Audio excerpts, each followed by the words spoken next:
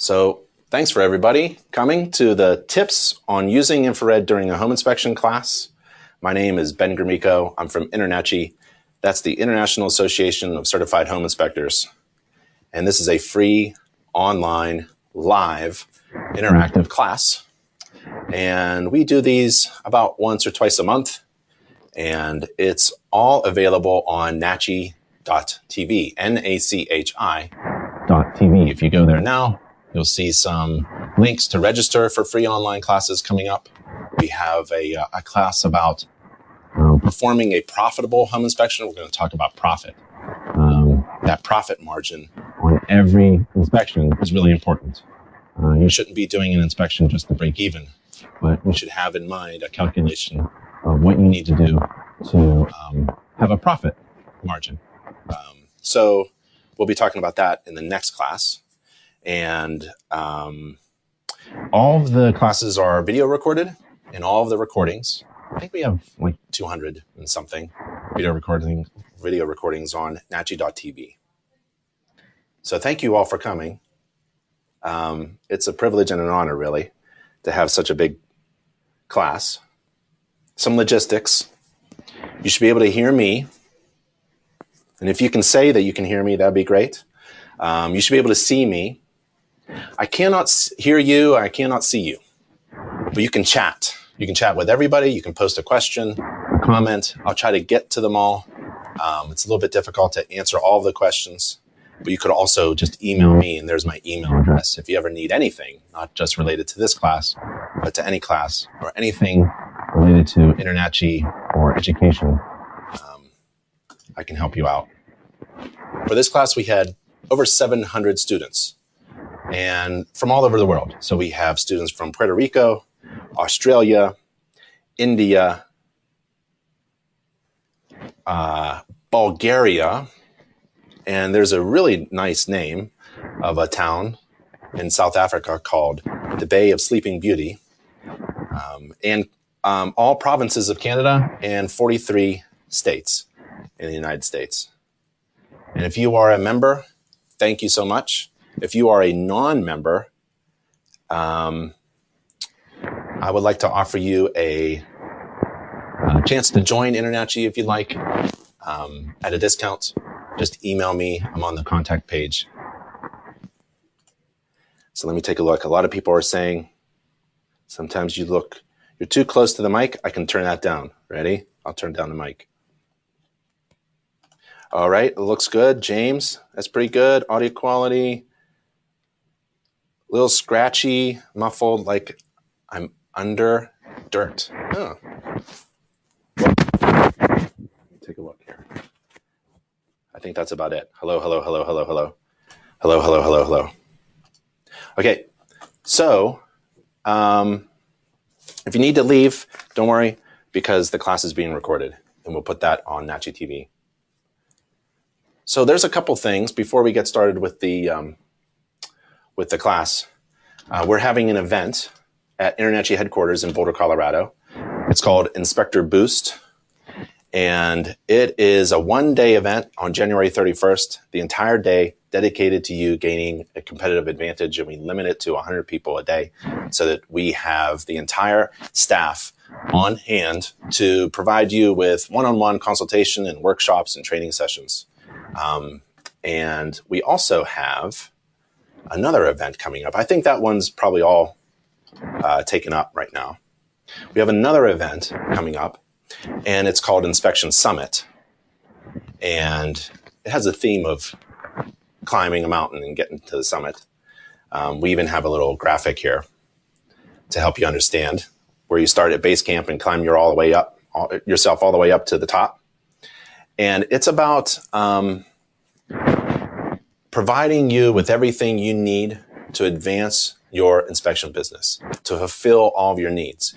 Whether you are starting out or you're a veteran, experienced multi-inspector firm, we'll provide you with something that you will need for boosting your business, right? So what we did was we broke the entire building up into 14 sections, and throughout the entire day of Inspection Summit, you can go to those 14 areas and talk to staff and our instructors and presenters. And we'll be doing some crazy stuff like building a stone arch. And that's at Inspection Summit. We'll be building this arch, actually, and a stud wall during the event so that we can talk about how to inspect with the knowledge of load in mind, load, thrust, forces, so load-bearing components. So we'll try to break the arch and break the stud wall and joists and things like that. And we'll build a stud wall. So it's a large building science demonstration. We'll have a bunch of people building an arch like this and a stud wall. And also we'll be talking about the line of thrust, or the load path, we call it. On a stud wall, the load path is basically vertical, right? Straight down. And we want to connect the whole structure together so that load path doesn't lift up on us. But in an arch, the load path is actually can be figured out by using a simple chain, like a necklace. And this is called a catenary. It's like every necklace or every chain that hangs up like this, you can do it yourself, is shaped like a catenary. And this, flipped upside down, actually shows you the load path of the arch. And if the catenary is too wide, the arch fails, unless you have support on either side. So it's kind of fun. So we'll load up the arch, see if we can break it, and see if we can solve any problems about where the line of thrust is. So it's kind of fun. And that's what we're doing at these events at InterNACHI headquarters in Boulder, Colorado. I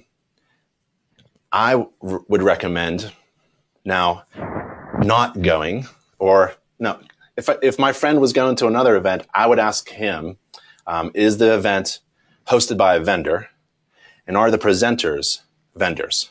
Because vendors actually just sell things.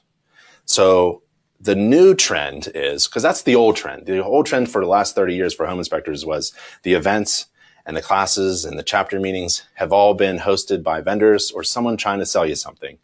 Have you ever been to a presentation where the presenter is really trying to sell you something at the very end, right? It's a big hook at the end to sign you up on a monthly fee for something. So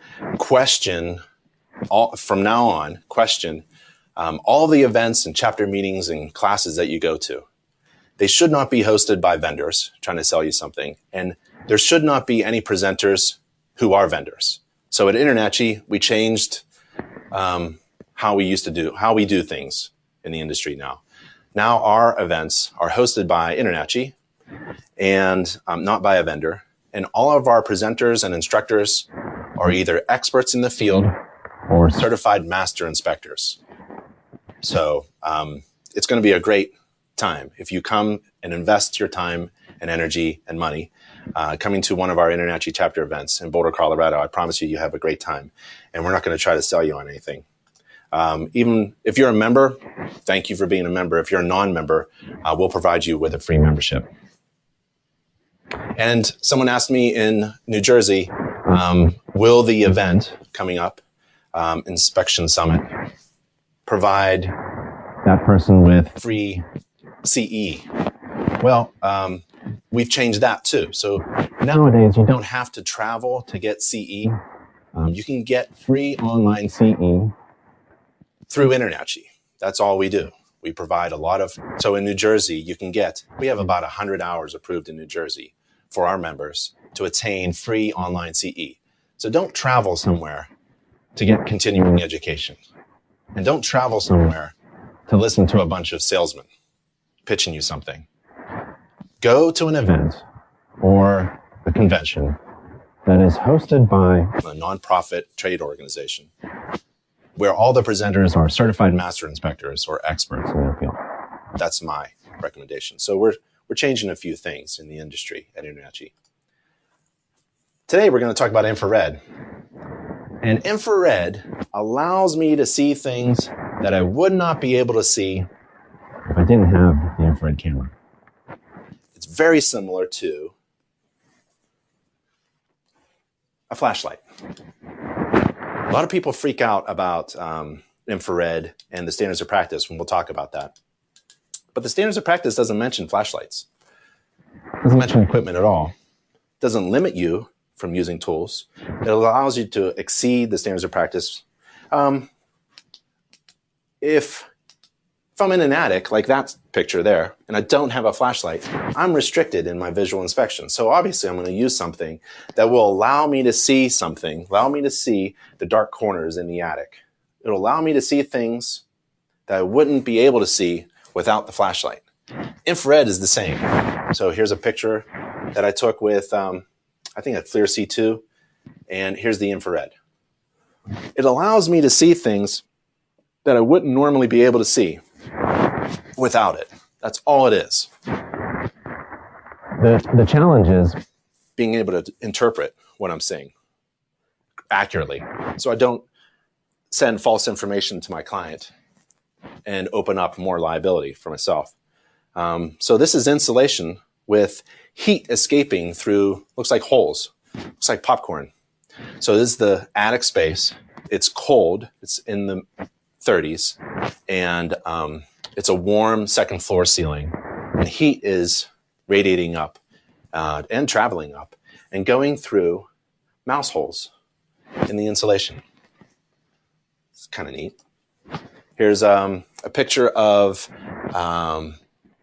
some flue pipes coming up, probably a large chase coming down from the basement, coming up from the basement, goes all the way down. There should be a fire stop there, right? I really can't get to it because there's no flooring, so it's restricted. But my infrared camera tells me that there is about an 80-degree airflow coming up through that chase. So the house is bleeding energy. It's bleeding warm, conditioned air from the house, going all probably down in the basement where the heating system is. I tend to see the chase from below, and you can see all the way up through the attic. And this one is going all the way outside. So there's this large column of hot air. One, I want to mention that there's no fire stop, and there's maybe some air sealing and insulation problems. But this is an amazing way to communicate that. Without the infrared, looks like this. With the infrared, wow, I really get to show my client a little bit more information. That's really interesting. It adds value to my service. I'm a better inspector. I do a better job, and I communicate better. Here's a picture of our warehouse door, actually. This is the rear door. Oh, it's side door. Side door is where all the shipping goes. Here's the infrared. Now, the door seems to be on fire. The walls are pretty cool. It's concrete walls. It's a commercial building. Why is the door hot? Well, it has gained energy from the sun. The sun is out. It was hitting it directly. The concrete is a little bit slow to heat up.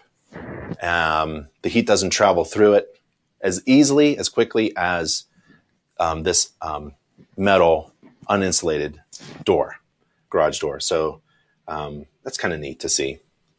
And I use the infrared to look for essentially two things: water and energy efficiency issues.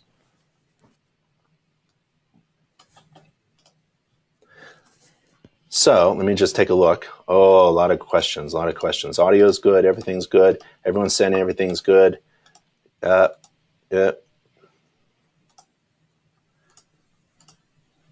Okay, I'm taking a look. Okay, so people say don't twist because the microphone gets muffled. I'm going to switch it then. So I have a question for you. What substance or building material that you see during a home inspection emits the most infrared? What substance or building material that you see during a home inspection emits the most infrared?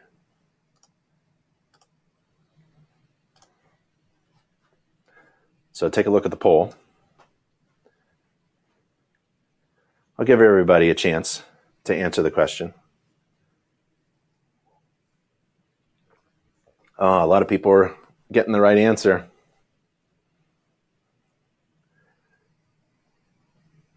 All right, almost half of you have answered. How about in another 5 seconds? In 5, 4, 3, 2, 1. Should we stop the poll? All right, let's see what everyone says. Okay, so everyone's doing really well. Well, not everybody. So water is the answer. Water emits the most infrared out of that list. And we're going to learn why and how we can take advantage of that. So I think that's pretty cool. You guys did well.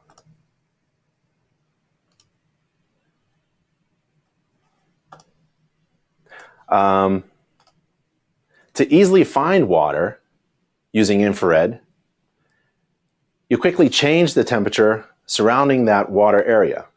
So if I suspect that there's water on this building component here, and the water is the same temperature, even though it's emitting a lot of infrared, it's not going to pop out at me using an infrared image camera. So I want to manipulate the environment so that it pops out. It'll jump out at me. And the best way to do that is to change the temperature of the environment, because infrared is looking at surface temperatures. And if everything is the same surface temperature, you'll be blind. It'll look like what you see with your own eyes. So you have to create a difference in temperature for water or heat or energy to pop out at you. So the easy way to find water using the infrared camera is to change the environment's temperature. And water, because it holds so much energy and emits so much infrared, it'll almost jump out at you. And we'll take a look at some pictures. So this is a picture right outside my door, right here. It's in the corner. We have a sign that directs people to the House of Horrors in the back. And I poured some water on the floor. With the infrared camera, really can't see it. The water is same room temperature. But if I manipulate the environment a little bit, and I bring in a fan, and I blow air across the water, that water jumps out now at me. Literally, it says hello. This is where I am. And that's a great advantage to a home inspector. In my market area in southeastern Pennsylvania, the suburbs of Philadelphia, I was a home inspector for a dozen years. And I felt that using infrared gave me a significant competitive advantage over just about all of my competition in my area, because I was able to see more things. I was able to see things that other inspectors couldn't see because I was using infrared. And infrared, kind of like a flashlight, allowed me to see things that I wouldn't normally be able to see without it. Water will pop out at you, literally, will say hello to you, if you can manipulate the environment in the suspected area. Here's another picture. This is actually my house. From the second floor, this is the shot going down the stairs to the lower floor landing. To the left, right, left upper corner, upper left corner, there's like a seating area, and that's an exterior window, and it's freezing cold outside. Here's an infrared image of it. So I took a picture of that. Now, here's the challenge, right? What am I looking at? I mean, that is the essential, critical question. If you're holding an infrared camera, what am I looking at? And if you don't take training by a certified master inspector with InterNACHI, I highly recommend, you're probably going to not interpret correctly the images that you see in your device. So we have online training to become infrared certified so that you can understand what you're looking at here. And we have live classes as well. John McKenna, our certified master instructor for infrared certification, is having a live class every month at InterNACHI headquarters in Boulder, Colorado. And that's on our InterNACHI school. Just Google InterNACHI school. and you'll find it. So I can tell you what's going on here. The area underneath the pillows of the seating area is really cold. It's blue and purple. And the area underneath that seating area is uninsulated. The wall is not insulated. And so it's a different temperature than the other walls that you see going down. The stairs are carpeted. The stairs are a different material and a different temperature than the wood trim right next to that cold wall. And as you can see, the coldness is really dropping from that seating area down the stud wall area, underneath the seating area, and down the stairs. And as it comes down the stairs, it kind of warms up. There's also a difference in the wall. There's some anomalies in the wall, vertical lines in the wall. And those are studs because they are of a different material and they hold and radiate energy differently. So the wall is insulated halfway down. It's not insulated halfway up. So that was a FLIR E8 picture.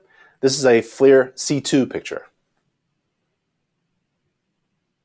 There's a bit of a difference. I can see the difference. I have a trained eye. But I do see just about everything else that the other camera saw, just it's more fuzzy and pixelated. Wouldn't you agree? So the FLIR C2, I have it here. It's this little guy. You can stick it in your pocket. Right? Takes really good pictures. It takes a picture of what you're looking at with your eyes and also what you're looking at with infrared. But it's not as high resolution as the FLIR E8, which is this monster here, right? And so you get to see more with the higher resolution camera. Let's put them side by side.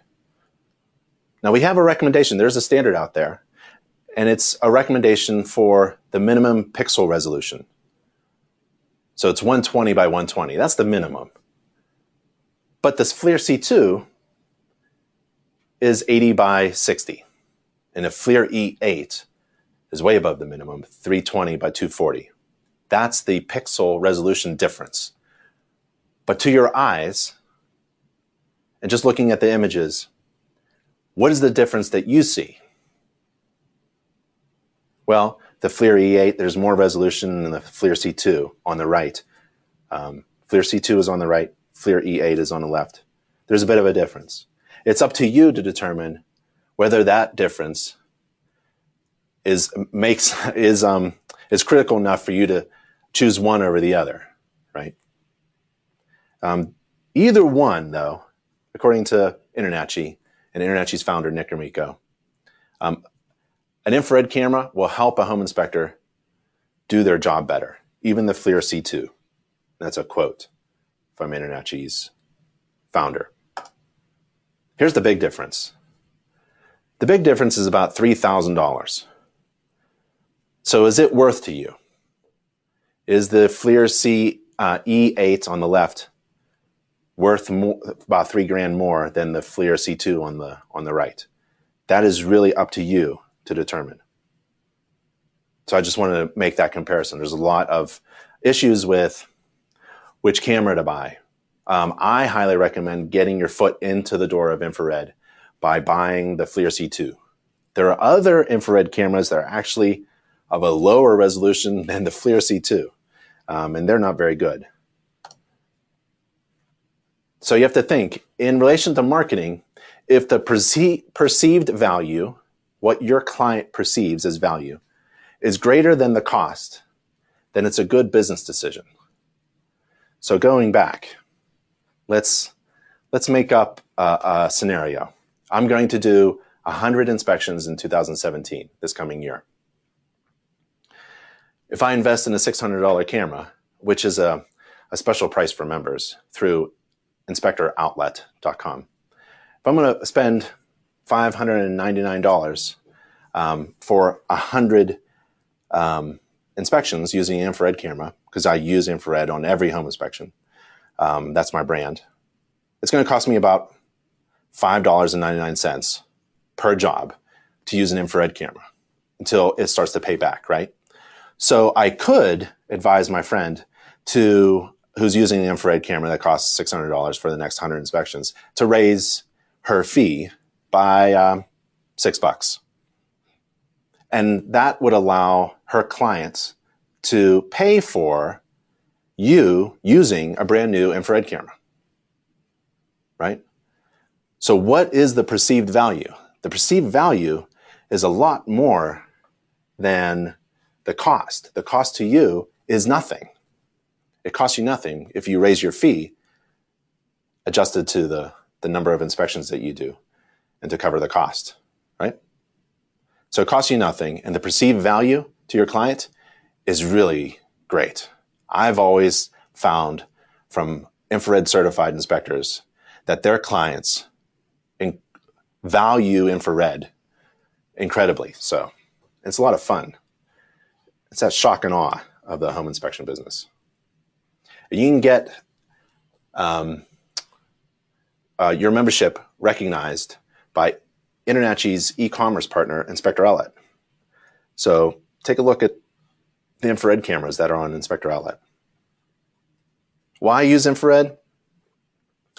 One, it will help you do a better job and helps you to see things that you wouldn't normally be able to see without it.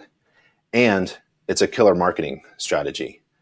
I invested in a camera. It was $5,000 because it was a FLIR a FLIR B-Cam SD way back when, in early 2000s. Put it on the credit card. Did not tell my spouse.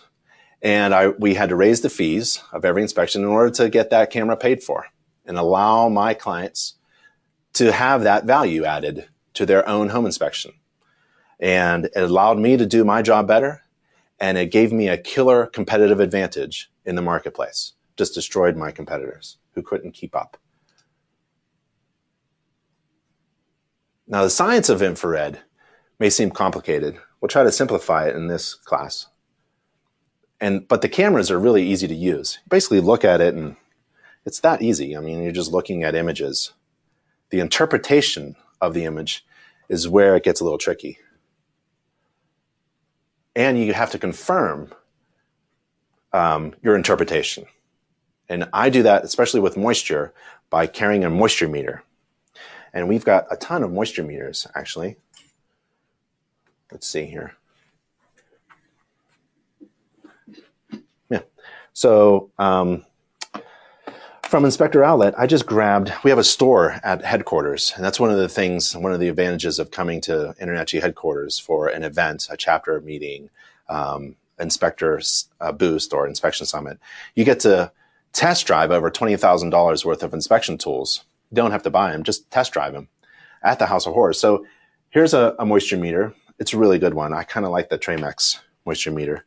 Here's a moisture meter, and it also does relative humidity, and it connects to your infrared camera. Here's one with a little infrared camera screen on it, so you can take a look at what you're looking at. This is a really great X-Tech moisture meter with a probe, and this is an old proto meter. And basically, if you look with your infrared camera and you suspect moisture intrusion, you have to, don't say anything, shut up, don't say a word, keep calm. If you see a big puddle, it looks like a big puddle in the carpet or something, just don't say anything until you confirm with your moisture meter. So let's take a look. Might as well bring some infrared images up. So let's see. Let's move this chair out of the way. Do we have water? Yeah. So here's a bottle of water, right? Spray bottle. And here's my infrared camera, FLIR E8. Let's see what happens if I just do a little. So you can see it just shows up, right? I mean, I'm forcing water to appear. This water bottle has been in the room all week. It's the same temperature. But why is it different on the arch? Why does it look cooler and bluer? Well, that's because there was a little bit of evaporation happening when I sprayed it. So let's go like another area. So if you see that, right, and it seems like it's kind of cool, could be water, could be just a cool area. Maybe there's a lack of insulation in that building component. You grab your moisture meter, right?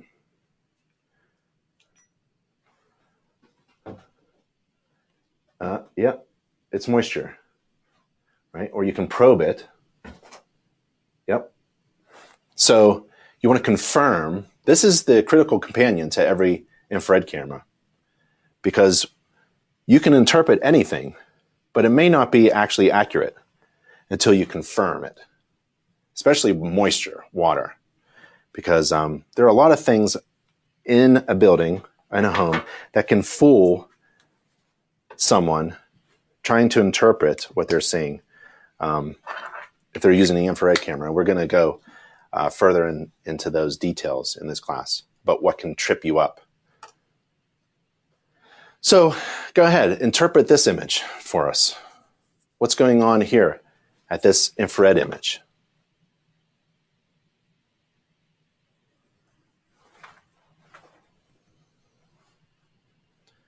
So what do you think? Well, it's a door.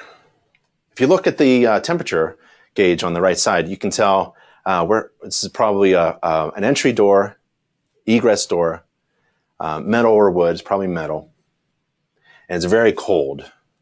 And I call it wisps. Those are wisps of air. You're not actually seeing cool air. You're seeing the cool air flow across the surface and cool that surface in that pattern. Infrared does not see air.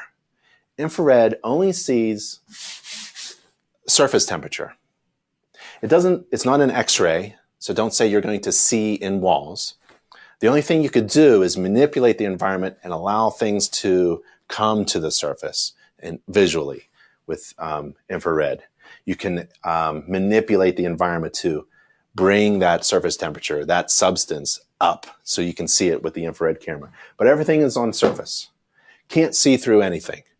Can't even see through glass, and I'll show you that. This is an exterior door in the wintertime, and there's cold air rushing in at the bottom.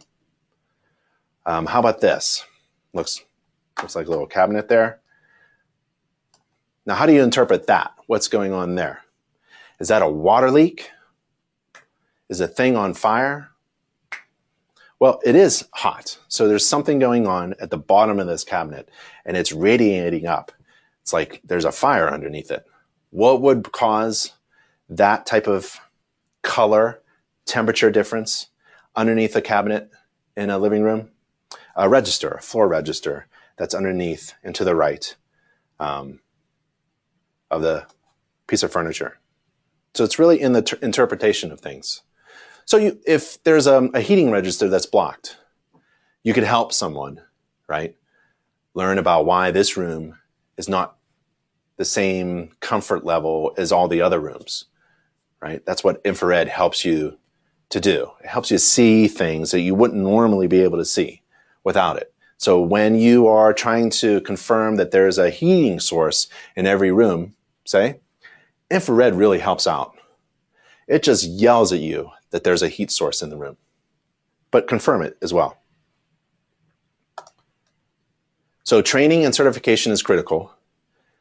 Do not use an infrared camera without being infrared certified. And this is infrared certified is a federal certification mark. It's a registered mark. And no one can say I'm infrared certified unless you're an InterNACHI member and have taken the training. And we have online training that's free and online to members, but I highly recommend taking one of our live training classes taught by our certified master instructor, John McKenna. And there are URLs here. The first URL, nachi.org/IR, is information about infrared training and certification, the mark, the logo usage, and the online training. And the next one is the link to our school, and John has classes on infrared training every month. He has one, I believe it's February 1st and 2nd coming up. So if you're interested, you have less than a month. So infrared uses a couple things. The science of infrared can be a little complicated, so we're going to go over just a little bit of science and try to apply it in using infrared and interpreting images. One of them is the first law of thermodynamics. Energy is always constant. In a system, think about a house as a system, energy you're not seeing energy created or destroyed. It's basically just there and moving around. And energy is always moving. That's kind of like the second law of thermodynamics.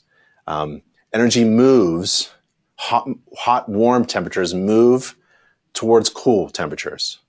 In fact, the entire universe is doing that. Everything's going from order to disorder, order to chaos, heat energy to cooler temperatures.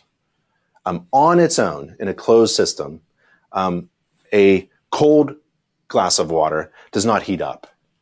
But a hot glass of water, so there I have 2 cups here. You can't see the cups in the camera, but you can see them in my image here. If I grab the infrared. Boop.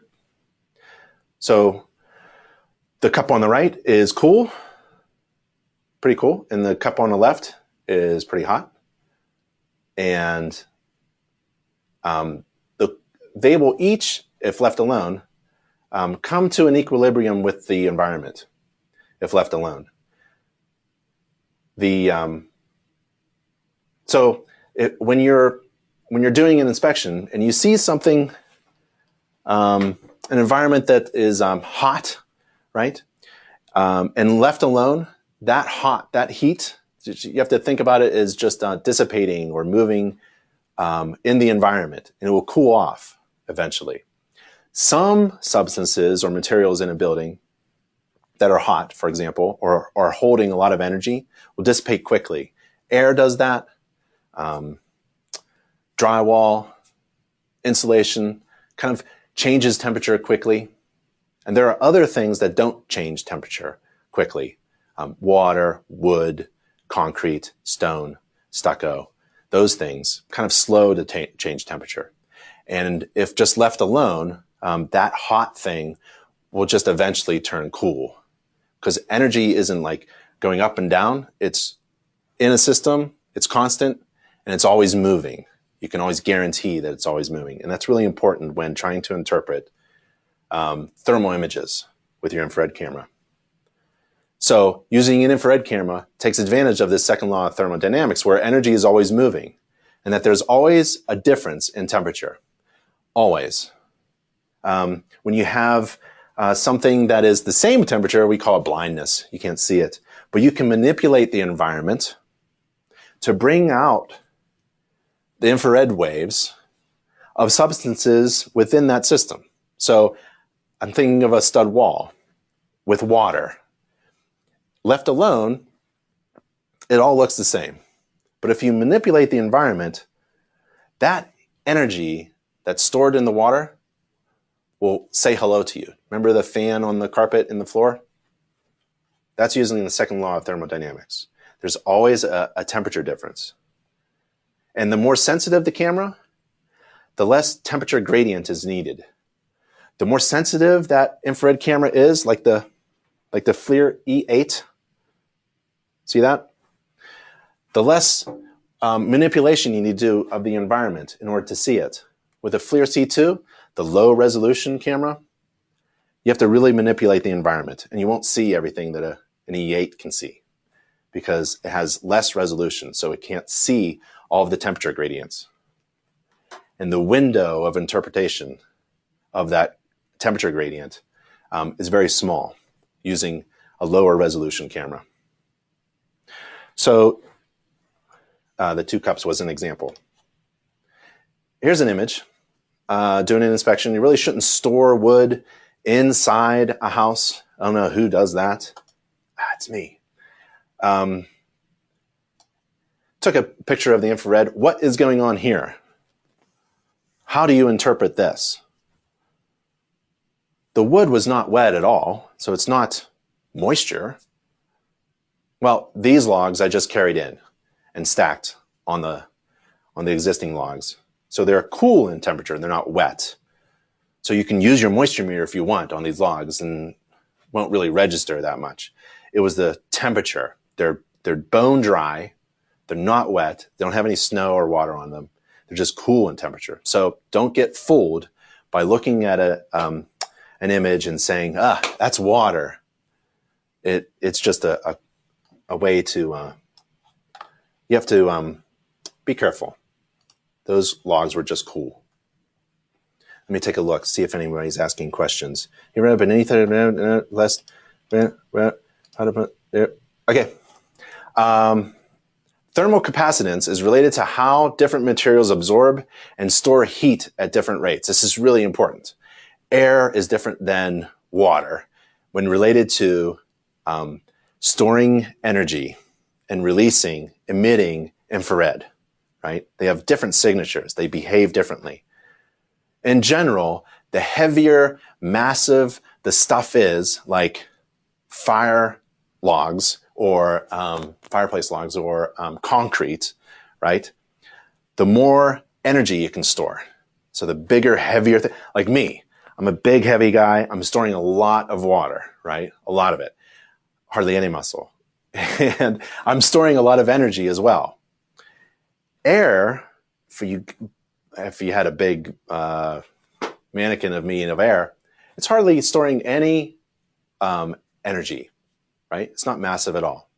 So in general, the heavier and the denser the material, the higher mass it has, and the more energy you can store, and also the longer it will take to release that energy. Second law of thermodynamics. There's always a heat gradient. Energy is always changing. But massive things that hold a lot of energy change slower. So if you think of me, my body temperature is not really fluctuating a lot. The human body kind of stays the same temperature, in part because we're basically made out of water. We store a lot of energy and we're slow to change temperature, right?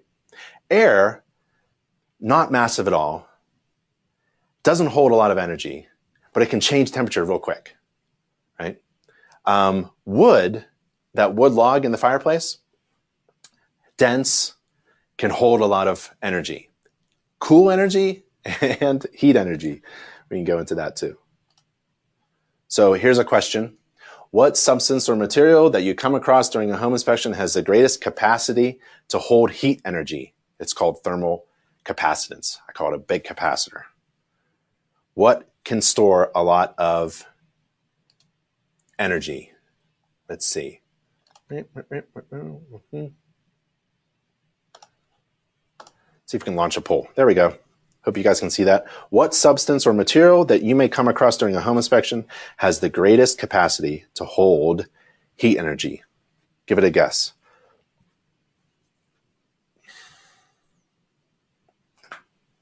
The greatest capacity to hold heat energy. And if you're selecting brick and concrete, you're wrong. If you're selecting drywall, you're wrong. If you're selecting air, you're not paying attention to the class. I'll give you 5 seconds. 5, 4, 3, 2, 1. Okay, most of us answered. Share the results. Okay, so water holds, is the greatest capacitor. It holds the most heat energy. It has a great thermal capacitance. It has a great ability, so it's not brick and concrete. So water has this great ability to store energy. If you're into energy inspections and the environment and green building, you understand that the oceans of our planet hold an incredible amount of energy. That's where all the energy is really stored on the planet, in water. It's not brick and concrete. It's not in air or insulation or any other building material. It's in the water. And it's the same thing for a home inspection in a home. The thing that holds the most water, the thing that you'll come across during an inspection that holds the most heat energy, has the biggest thermal capacitance. It's like a big, like me, like I'm holding a lot of energy. Here, look, like, I don't know if you can see this. Can you see this? Yeah, so I'm holding a lot of energy. I'm on fire, right? Look at the wall behind me. It's almost the same temperature. The wall behind me is, 80 degrees? You know, but I hold a lot of heat energy and I emit that infrared like crazy. The wall is 10 degrees cooler than I am, and it's not emitting hardly any infrared, but I am, because water holds a lot of energy, and things that are great capacitors emit a lot of infrared. So the answer was the greatest capacitor is water. Water has twice the thermal capacitance of the nearest substance, which is rock and stone, the material with the next highest heat storing capacity. So in a scale, water is the greatest, has the greatest thermal capacitance, twice as much than the next one down, which is stone or brick or rock. So water holds a ton of energy. And because water can hold a ton of energy, has a big thermal capacity, it takes water a lot longer to release that heat energy. Second law of thermodynamics, right? Some things release energy very slowly. And this is really important to understand. We're kind of focusing on water, if you can see, with infrared. Infrared and water are almost the same thing. I mean, they are companions. It's incredible. Big capacitors tend to change temperature very slowly. I'm a big capacitor. I'm basically filled with water. I hold a lot of heat energy, and I'm slow to change temperature, right? Air changes temperature very quickly. Water does not. Water takes a long time to change temperature. This water, they're basically the same temperature. They'll stay like that for a really long time. Water, those 2 cups of water. Oh, wait. Those 2 cups of water will stay the same temperature throughout this entire class. I bet, in fact, at the end of the day, one will be warmer than the other. Water changes temperature very slowly, although it doesn't seem like it does when I'm holding a cup of coffee. My cup of coffee seems to just get really cold really quick. And there's a reason. Why is this important to a home inspector to know that water is a great capacitor and it changes temperature very slowly? If you have a thermal gradient or thermal window, remember the second law of thermodynamics, you should be able to see water because water has an extremely high thermal capacitance. It holds a lot of energy. It would be the last thing to heat up and the last thing to cool down. So water holds a lot of energy and is very slow to change temperature. So, last thing to heat up. It would be the last thing to heat up. So, if I am in the basement and I'm assuming I have I suspect water intrusion, groundwater intrusion. Groundwater is about 55 degrees, let's say, comes into the corner of the basement. It's going to be cool. Remember, it's the last thing to heat up. If it's a cold basement, about 55 degrees, I'm going to be blind. Infrared's not going to show me hardly anything, right? So if I change the environment in the basement, I quickly heat up the air because it can quickly heat up. It can change temperature quickly, air. I turn up the heat, about 10 degrees. That water is not going to quickly change. It's going to hold its energy and slowly change temperature until I can see it with my infrared. So what I do when I go into a home, I change the temperature, change the environment's temperature in suspected areas. I don't make everybody uncomfortable in the whole house if I can. I try to change the temperature of the environment because I know if I'm looking for water with my infrared camera, that cold water is going to stay cold while I change the temperature. And it's going to just yell at me that it's here. The opposite is true too. It's the last thing to cool down. So on a hot roof, I'm going to wait on a flat, hot roof. I'm going to wait till the sun goes down, right? The air changes temperature because the sun isn't out. It's cool, right? Like at dusk.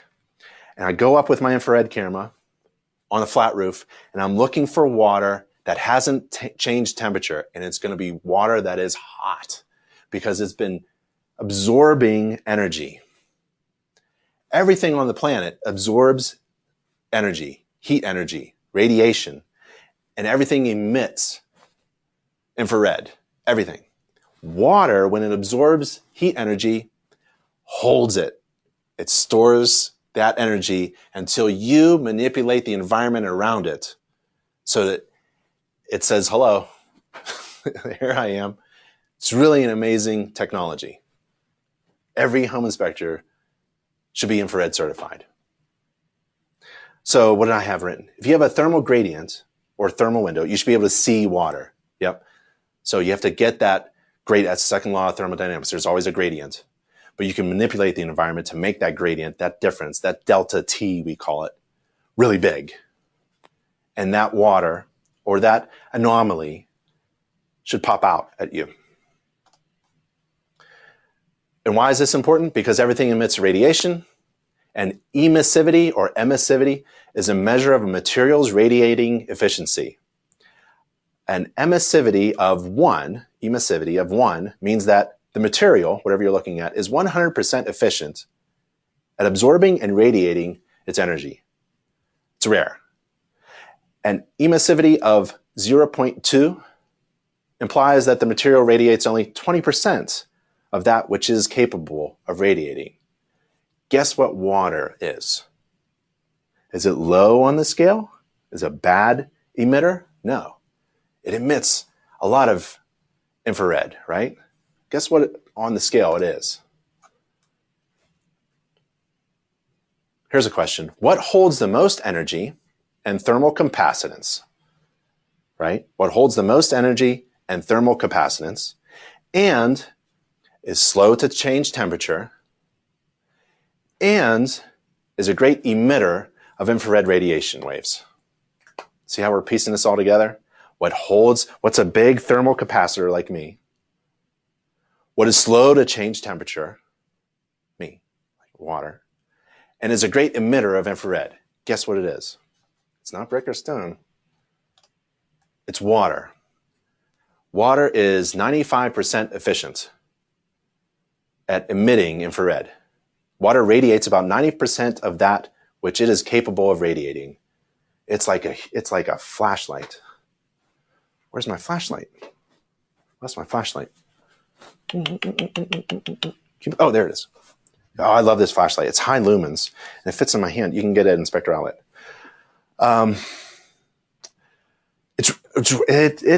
Water is actually just shining like that, right? Because we can't see infrared. Infrared is long wave light. We see visible light, short waves. Infrared is long wave light. And it's kind of like this. When you manipulate the environment and you get a gradient, a delta T in the environment, and water is storing energy, it's radiating like a big flashlight. That's what it's like to walk around doing a home inspection with a cheap infrared camera. Things pop out at you. It's just incredible. You get to see things that you wouldn't normally see without it. Skin is even more efficient than water in radiating, emitting infrared energy. That's why you light up. Here's our inspector library, which you can fully access and borrow books and do research at any chapter event. You can come by, and the museum's right next door, Inspector Museum, right next door to the library. That's Miss Kim having a cold cup of something, because I can see the temperature gradient, but she's on fire, right? Not only is she warm, but her skin is white hot. So if we do this again, right? So white hot skin, it's a great emitter of infrared, 98% efficient. Water is 95% efficient. So if you're looking for a human being in a home, use an infrared camera. If you're looking for water in a home, use an infrared camera.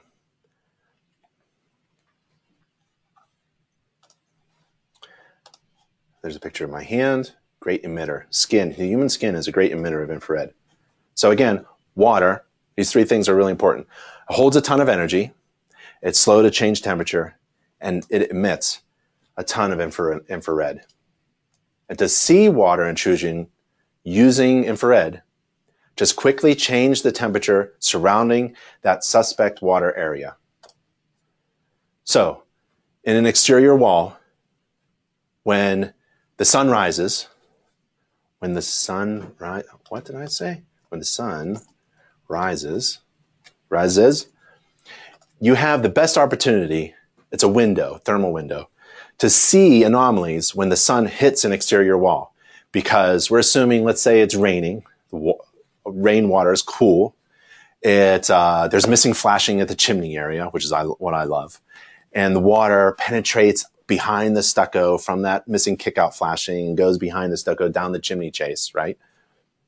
If the sun hits it all day, you're going to be blind to it. Everything's just going to be the same hot temperature. But when the sun goes down and the air temperature drops maybe 10 degrees, that's all you need.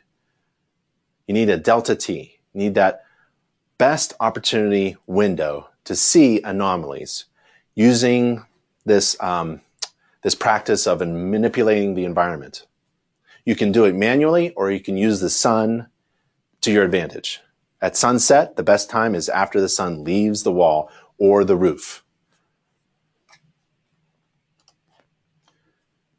Remember, to manipulate the environment, things will just yell hello. So water evaporates. And when it evaporates, it cools off. And so if you can manipulate the environment with a simple fan, or turning on the HVAC system with forced air system, that'll help as well. There's a couple things that can mess you up when you're trying to interpret infrared. One is reflectance. So don't point your camera to a metal or metal-plated objects, because they reflect a lot of false thermal information. I'll give you an example. This is a fireplace stove flue connection pipe, and it looks extremely hot. I mean, this thing, whoop, let's do it this way. Look, I'll use my infrared, ready? Ah, look at that. That is on fire. Look at that white hot stuff on that fireplace flue connection pipe. That metal is just, it's on fire, right? Actually, it's just my hand.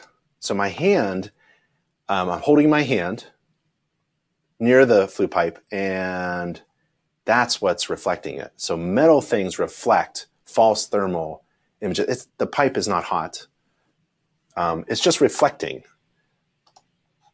So this is actually a gas-fired fireplace, manufactured fireplace, on wheels, on a platform that we use at our school at InterNACHI headquarters. So we have a whole warehouse of appliances, horizontal stuff, downflow stuff, low efficiency, high efficiency air conditioners. We cut them open, we split them open, we take a look at components, even fireplace units like this.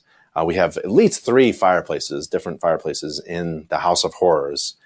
So that's another reason why to come to an event or just visit us. And you can spend the entire day, if you wish, practicing, performing inspections, using a flashlight, using infrared, moisture meters, tools like crazy.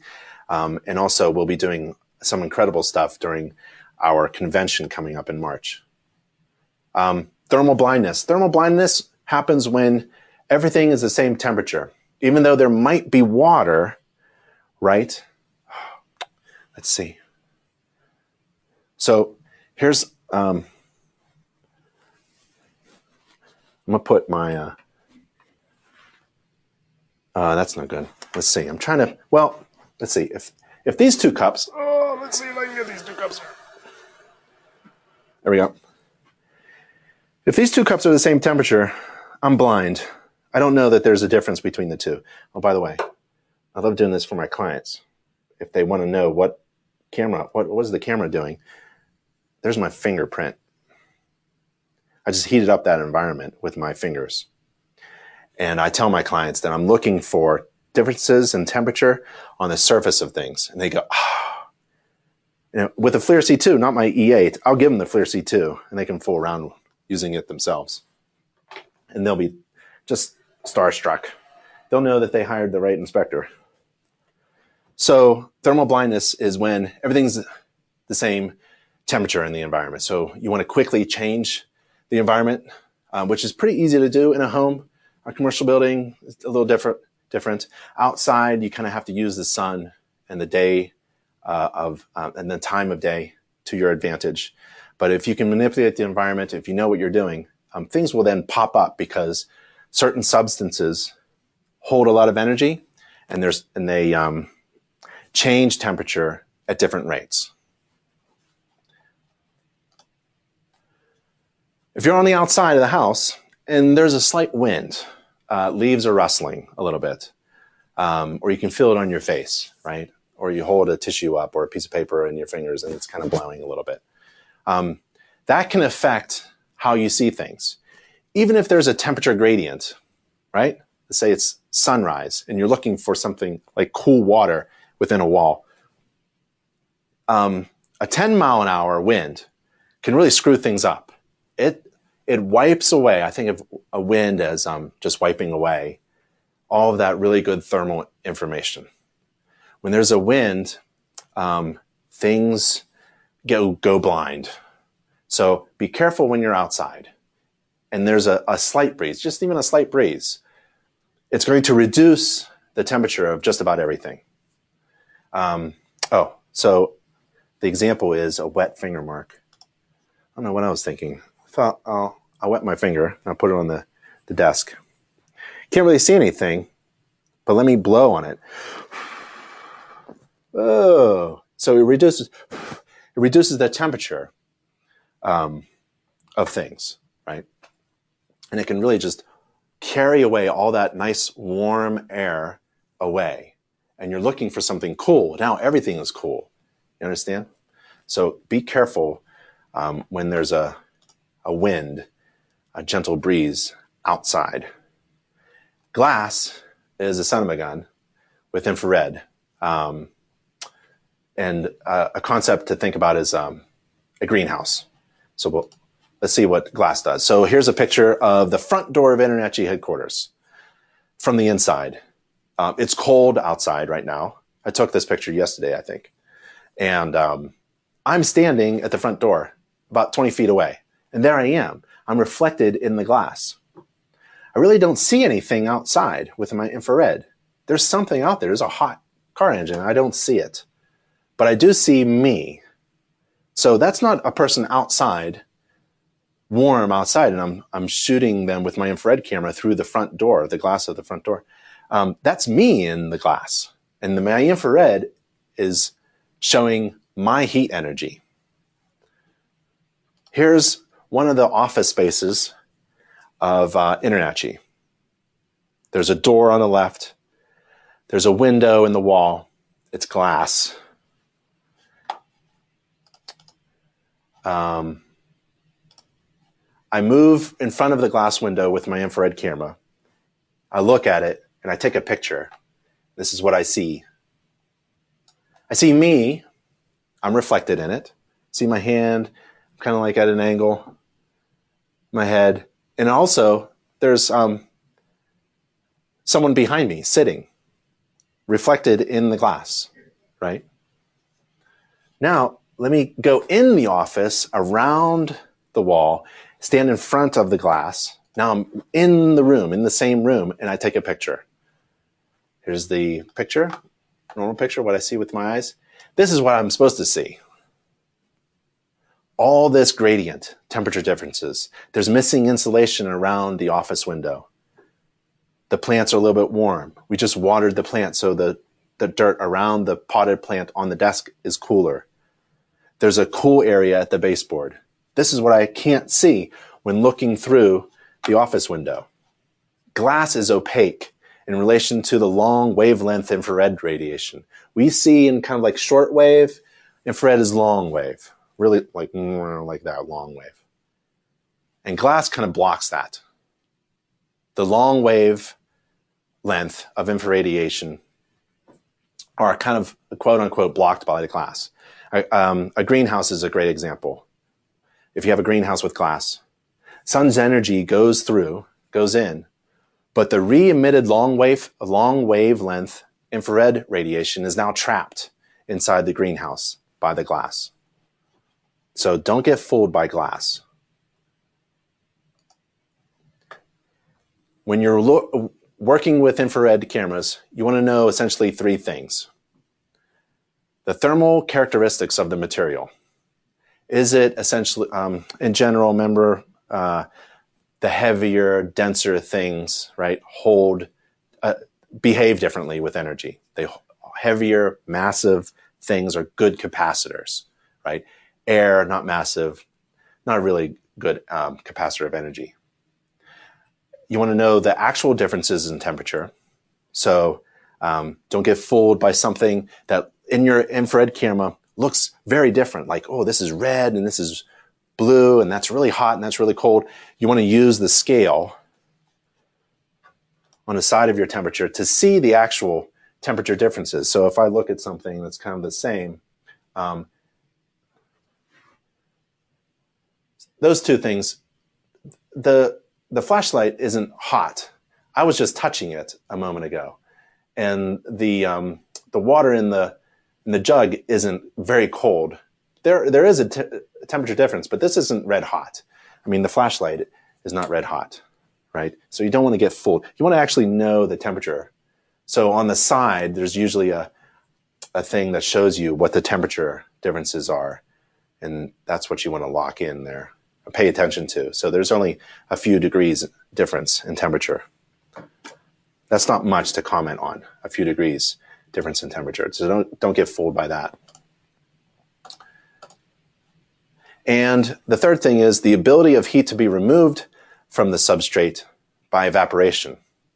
So remember that's why you want to turn the HVAC unit. Using the HVAC is probably one of the easiest things. You either heat it up by 10 degrees or cool it off by 10 degrees, and things should pop, especially moisture and missing insulation, because air is really nice. It has a signature in a wall. Missing insulation in a wall really jumps out because of that air that's in there instead of the insulation that is slower to change temperature. So remember this shot where I poured a high mark in the carpeting and manipulated the environment with a fan. Water evaporates really well.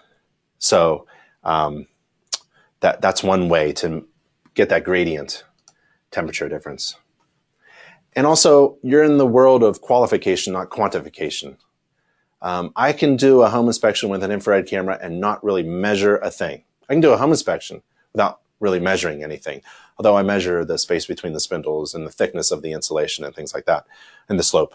But when using infrared, you have to think about qualification. You're looking for anomalies, things that don't look right.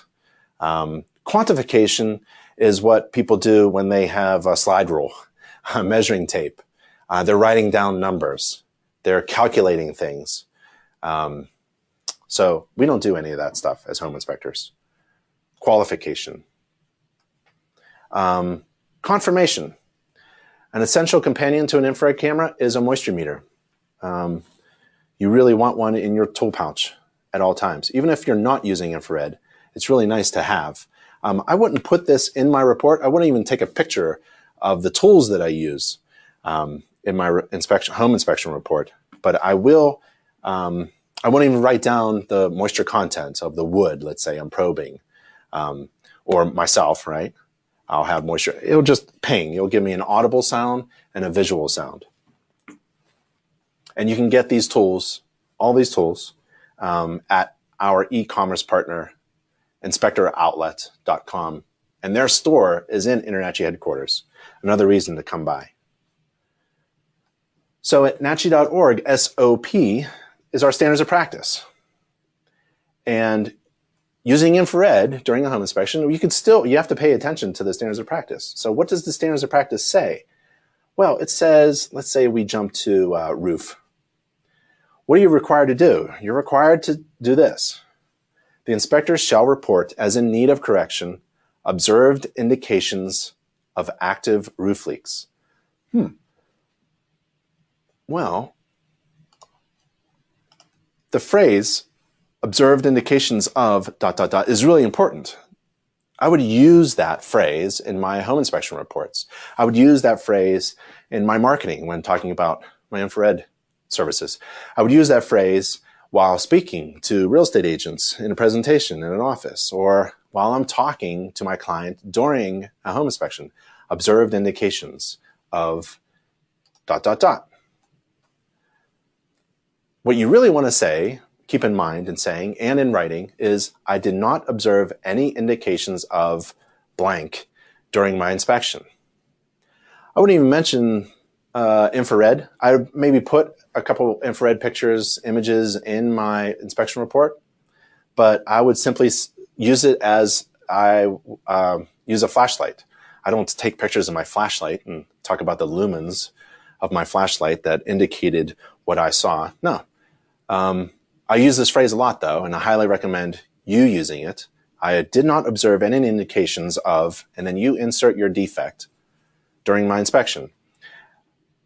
Our legal counsel, Mark Cohen, wrote an article about what to say in an inspection related to what you observe. And it's called NACHI, and it's at this URL, nachi.org/visible. And a lot of people say things like that can get them into some hot water, pun intended. They'll say things like no visible evidence of, and then you insert the defect. No visible evidence of moisture leaks or plumbing leaks or a plumbing leak. Well, somebody could argue with you about the use of that word or the phrase, particularly the word visible and evidence. Evidence suggests that what was there at the time of the inspection hasn't changed since. Evidence kind of is truthful all the way through time, right? But we know as home inspectors that things really change. The conditions of a house can change from one moment to the next. As soon as I leave the house, the roof could leak, right? So don't use the word evidence. And the word visible, you have to use carefully, because somebody could argue that something was indeed visible during the inspection and you should have seen it, right? So your reply is that you are not required to report upon things that are visible, but only things that you observe and deem to be a defect, a material defect. So not required to see everything and find everything. Not required to report on everything that is visible. It may have been visible, but the question is whether I observed it or not, right? So you want to learn from this article written by our legal counsel about using the word visible and evidence and how you should phrase things when you actually do observe something. Don't use no visible evidence of blank. It's recommended that you say things something like, I did not observe any indications of blank during my inspection. It's kind of an important distinction. So let's see. Where do I go when I step into a room, a basement, a bedroom, an attic space? I kind of think of this in 3 stages. First, I use my infrared camera for seeing a long distance. I just want to do a nice quick scan, maybe a few seconds, of the entire room at a long distance. And then I want to actually move in. This is like mid-distance, about 5 feet away from a wall, maybe 5 to 10 feet away, let's say, from a wall. Ideally, I want to see something that's perpendicular. I want to face directly to a flat surface or a wall. I don't want to look at something at an angle, right? I want to move over until that suspected area is in front of me, ideally. And then I want to really get in there. Get in nice and close. If you're using an infrared camera with low resolution, you're going to have to. There's a whole science about the distance between what you're looking at and your camera, right? Lower resolution, you have to get closer. Higher resolution, you have the freedom of movement. It's one of the advantages. So in this picture here,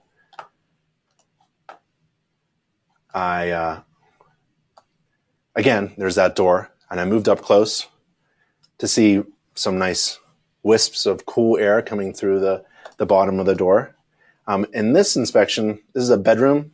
In the middle of the picture is an inside corner of the bedroom next to a closet on the left. Looks okay, looks all great, but with my infrared from 10 feet away, mid-range, I can see something's going on. That wall is warm.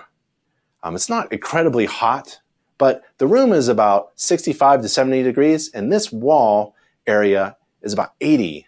If that drywall is 79, the air inside behind the drywall in the chase is going to be a lot warmer. And it's blowing out to the left too, into the closet itself. Here's a nice image. Commercial building, windows, missing insulation. I can clearly distinguish where they are. Here's a commercial fountain. There's a picture of it, but if I use my infrared, I get to see the cool water coming out. And there's my hot hand. There's a reflection of my hand in the metal. Remember, don't get fooled by the reflection. And also, I was concerned actually that you can use infrared in this area to find moisture problems. So this is not a wipeable surface. This is drywall. And every time somebody uses the fountain in this area, it just literally splashes all over the wall. So eventually this is just going to be a water issue. And if it's used by a lot of people over and over again, there's maybe some drywall damage, maybe even mold growth. That could be a concern. Love using the infrared under a sink because in this picture, everything's just about the same color. There's white and black tubes and all that stuff. But if I really wanted to confirm that the hot water's on, there's the hot water. There's water inside the trap. I can see it's warm. And there's a hot water line to the sink, going up to the sink, and it's on the left correct side. Remember thermal blindness? If everything's the same. In this picture, I can't tell really which is hot or which is cold. By using my camera, maybe I can. No, it's the same. So I can't really, even using my infrared camera, I can't tell which one is hot and which one's cold. So infrared needs that temperature gradient for it to pop out. Before we get into marketing, let me take a look. Water runner, here's IR shot. How about using a portable fan? Timothy says, how about using a portable fan to help evaporate on drywall and wood surfaces? Yeah, you can get them. They're battery operated. Does DeWalt have it? Someone has it. It's like a high grade construction with a nice handle and a good lifelong battery. You can bring it with you. Just a small little guy, battery operated, blow a little air. Will this be available to view later? Yes, Andrew. Andrew or Anfru Thacker. Yep. Go on an inspection, Andrew or Anfru. Let's see. Would you recommend just using the infrared on suspected areas instead of using infrared? Yeah, so suspected areas for sure. I'm really just concerned about water and energy efficiencies. I take a look at the electrical panel and electrical switches and things like that, but unless it really jumps out as something extremely hot, some big anomaly, I'm really looking in just suspected areas. Although, remember the bedroom picture with the hot chase by the closet? That's not really a suspected area, but it did pop out. It popped out like crazy. So yeah, it's really going to be up to you and what you want to use it for. It's kind of like your flashlight. Do you use your flashlight everywhere? Probably not, just in the dark areas, and you have to define what that is for you. What distance do you recommend for observation with a FLIR C2? As close as possible as you can get, because it's low res. Whoa, there goes my arch. Because it's low res, right? So low res, you have to move at your distance of observation. Your point of distance is shorter. To market this, I created a website. It's called Big Ben Inspections. It's a fake website. I don't do inspections anymore, but you can go there to learn if you're trying to design something or improve your website. I just threw in a bunch of ideas here. You have to pick and choose what works. So if you go to the infrared inspection page, the top header is called a header image. This is a really nice infrared image of a light fixture in a ceiling of a bedroom where heat in the summertime, the hot air was coming through the attic space. And I use infrared on every inspection. That's my brand. I don't charge for it. There's just two ways to skin this cat. You can charge for it or you can include it and raise your fees. That's what I did. So I included my infrared. I became the home inspector who uses infrared. So And then there's this. I like this picture comparison. So people see, let's see if we can you see that? So you see this. Ah, darn it. Well, it says you see this, the picture on the right, 3 pictures. And this is my potential client visiting my homepage, right? So a home buyer is trying to figure out what home inspector to hire. Should they hire me? Well, you see this. Okay, I see that. That's the picture of a ceiling. Other inspectors see the same thing. Yeah, we see the same thing. Not much. But this is what I see because I use infrared on every inspection. And it just pops out. There's missing insulation on this bedroom ceiling. So I go up in the attic space and I confirm that there's missing inadequate insulation. So it's a huge heat loss. This bedroom is uncomfortable in the wintertime, and it's hard to cool off in the summertime. It's a different environment. Why? Is it the ductwork? Maybe, but it's for sure the lack of insulation. Well, all this information I'm giving my client, all the other inspectors in my market can't because they see the same thing. Why would you hire an inspector who sees what you see? My argument is you would hire the inspector who can see more, right? Because we're trained and certified and we can use tools. And then I put a video of me doing an inspection there. So to market your infrared, I like to use my website. We also have member marketing services at nachi.org/marketing. We have an entire team of young, creative people who can help you with one-on-one consultation, help you develop your brand, try to decide why you're the best inspector, what distinguishes you from all the rest, and then take that message into your print marketing. We'll design a logo for you. That design work is all free. We'll design your business card for you. That design work is all free. We'll design your flyers, your rack cards, your brochures, and all that design work is free. See the pattern? All you got to do is put in a purchase. So if you want 1,000 business cards, you order 1,000 business cards, and we can design everything for you, from logo to the business card layout. Or redesign an existing logo, give it a modern look. And all that design work is free. And it's one of the things you could do if you come and visit us anytime or during an event. So that was our class. Tips on using infrared during a home inspection. If you have any questions, keep asking them. We don't see a whole lot. Oh, Donald asks, any use for termites in walls? Yep. I actually have, I can't find it. I only found it once. It was carpenter ants, actually, in a wall, in a basement wall. Strange enough, it wasn't termites. You cracked open the wall because it was just all rotten wood and wet, and I think they just loved that. But I cracked it open and just all these wonderful carpenter ants just fell out all over the place. I'm not even sure where their nest was or what they were even doing there. It was a unique experience to find the infrared, to use the infrared in that way. It only happened once, but I've heard that a lot of WDO, WDI inspectors are thinking about using infrared. I've heard that there are dogs that are much better at it because there are gases that are released by termites, and dogs smell that from 50 feet away. Infrared, not really. So I wouldn't do it for termites, but that's me speaking as a home inspector. I'm not really a termite inspector. Do you carry a cheat sheet for IR settings? Yeah, I sure do. And again, may have missed it in the beginning. I didn't get into the technical aspects of particular cameras, although that is a great idea. I'm going to suggest that to John.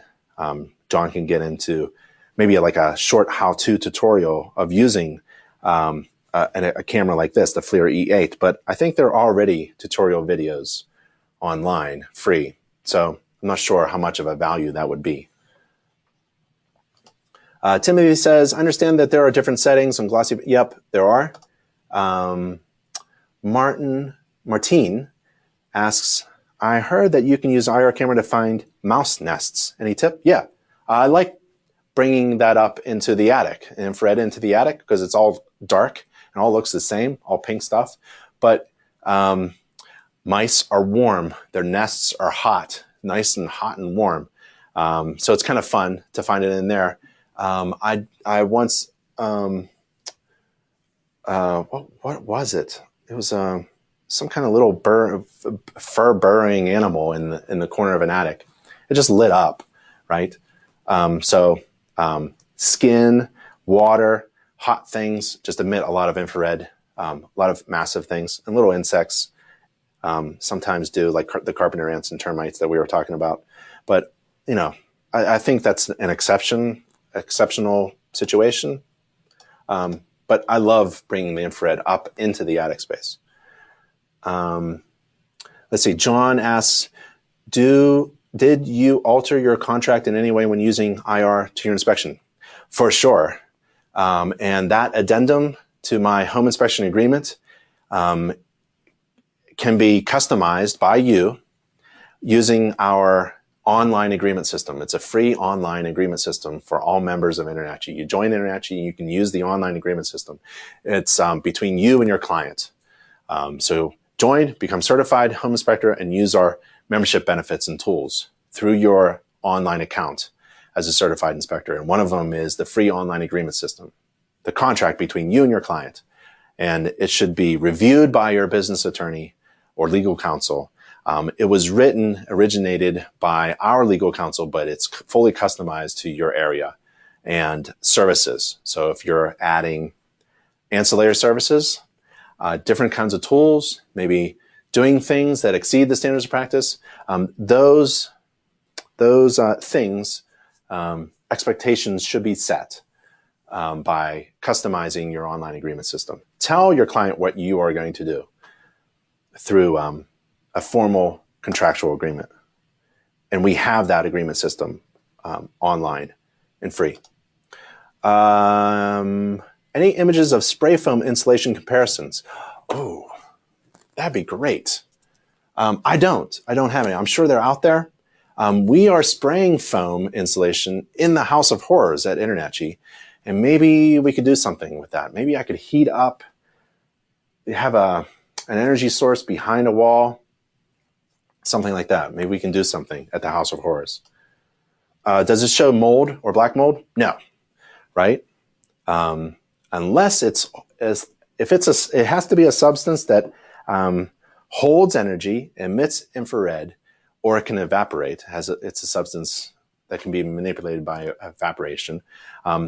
If you can change the environment in which it's in, and it's holding energy, like it's wet, it's water, moisture, and it's a good capacitor of energy, then yeah, you'll see it. Dry mold? No. I would say that mold area would have to be wet. And if it's mold, then before that mold is cleaned up, the source of the problem has to be addressed. And the source of the problem for mold is moisture. And it's typically from outside moisture, right? Moisture intrusion. Or it could be a drip or a plumbing leak of some kind inside the house system. But does mold show up on infrared? No. Water leaks won't show up if there isn't a temperature gradient, right? You'll be blind. If it all is the same color, all the same thing, totally blind. I can pour water on the floor carefully without evaporation and show it to you, and you won't even see it. I'd have to manipulate the environment. And then that nice big capacitor, water, of energy will emit and say hello. I use it for termites. That's cool, Mike. Boy, if you could share those images online on our inspector forum, that'd be fantastic. David says, ITC has free videos. Awesome. Very good. Do you set the temperature scale or let the auto scale? Do you have an opinion on this? To manipulate the house environment, yeah, use HVAC. Forced air is really nice to have. A boiler system or something that uses baseboard radiators, or it's a little difficult to manipulate the environment. But yeah, I love forced air furnaces, and I just crank it up 10, 20 degrees. I try not to kill everybody with heat or turn it down too far. But if I need to, if I need to manipulate the environment specifically, I'll be able to do it, right? Using the sun or something, setting the HVAC system. Or BJ, you're asking about something else. You're asking maybe the scale on the infrared camera, for sure. Yeah, and I'm not getting into that. The scale, how you set the temperature scale, the emissivity settings, the sensitivities, all that other stuff. How you even save images and video. Some of them do video. We're not going to get into the technical aspects. So you mentioned FLIR C2 and E8. Any insight on using a FLIR 1 for getting one started to learn? Only $214 on Amazon. Yeah, I wouldn't use it during the home inspection. One, it's low resolution, right? I mean, the FLIR C2 is 80 by 60. You know, that's probably the lowest I would do. I get my foot using the FLIR C2. Get your foot in the door. The FLIR 1, I had one for my iPhone. What a clumsy piece of tool that was, you know, it just got in the way of me using the phone, which is critical to my home inspection business. I don't have a home inspection business, but, you know, pretending like I do, it's impossible to answer the phone using a FLIR 1. I found it very clumsy. And also putting it away. Taking it off, and just the FLIR 1 wasn't all that great. For only a few $100s more, you can get a FLIR C2, which is really good, actually, for starting off. Eventually, you want to get bigger and better, but we took a few minutes and we compared the FLIR C2 with the FLIR E8 images. It's really up to you to decide whether the difference between the two is worth $3,000.